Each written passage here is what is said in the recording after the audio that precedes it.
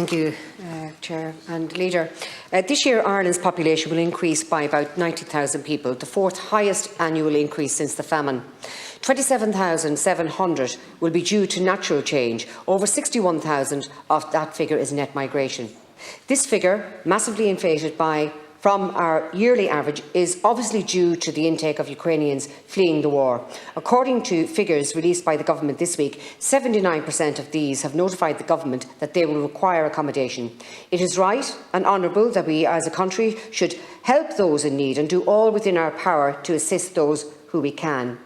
It is also the case that attempting to do that which is outside of our power ends up serving no one, and I think it's past time that we acknowledge the inconvenient truth rather than accusing anyone voicing it or not caring about Ukrainian people. These people need long-term homes, secure jobs, education for their children, grassroots ties with their local communities. There is a limit to how many people we can provide this for, and that limit has already surpassed. 10,800 people in emergency accommodation, 60,000 households in local authority housing waiting lists, tens of thousands of young people frozen out of the housing market. I'm not sure what jigsaw cabinet are looking at, but unlimited inward migration doesn't appear to fit into the picture the rest of us are looking at. Today in the Irish Times is very, very worrying. They've written an article regarding thousands of asylum seekers arriving to Dublin Airport with no travel documents. So between January and July this year, 2,915 people travelled into Dublin Airport and did not produce travel documents to border management officials, meaning they were refused leave to land. Of these, 2,232, or 77% of them, then claimed asylum. Lastly, many of us have huge concerns over the Department of Defence misnamed Building the Ecosystem event happening today in the Aviva Stadium, which is actually a military event with international representatives from the arms industry. The event subheading, Identifying Connections for Collaboration in Security, Defence and Dual-Use Technology, doesn't serve to ease the concerns of many people in this country who sense that our military neutrality is being gradually eroded. Just who is Ireland to be collaborating in security with, and to what end?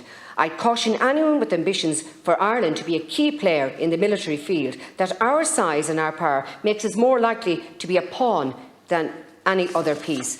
Ireland's neutrality has served us well, and I, alongside many in this country, do not want to see it undermined in service of special interests half a world away. Thank you. Keogan talked about the intake of Ukrainians and long-term homes and limits to how many people we can accommodate.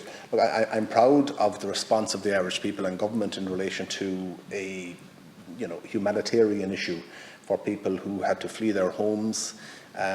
We've all seen the video footage, the television footage of what is going on in Ukraine, the atrocities that have been committed in Bucha and other areas. So it is a real humanitarian issue, and I'm proud that the European Union and Ireland have stood up and welcomed people, many people into their own homes and accommodation. So I don't think we're taking away from Irish people, as you put it. There is a housing situation, I accept that, but I don't think it's certainly not caused by Ukrainians. They've been welcomed into people's individual homes. They've been, provided with accommodation in hotels and other buildings. We do need long-term solutions. I know the government is looking at modular homes, but I do agree we need to also provide, as far as I'm concerned, modular homes to deal with the housing situation across the board. But I don't think we need to have a them versus us fight. There are many good people in this country that have come to this country as well, and we have shortages of people. We're crying out for nurses, we're crying out for home care assistants, for staff for nursing homes up and down the country. We need people, thankfully, because we have full employment.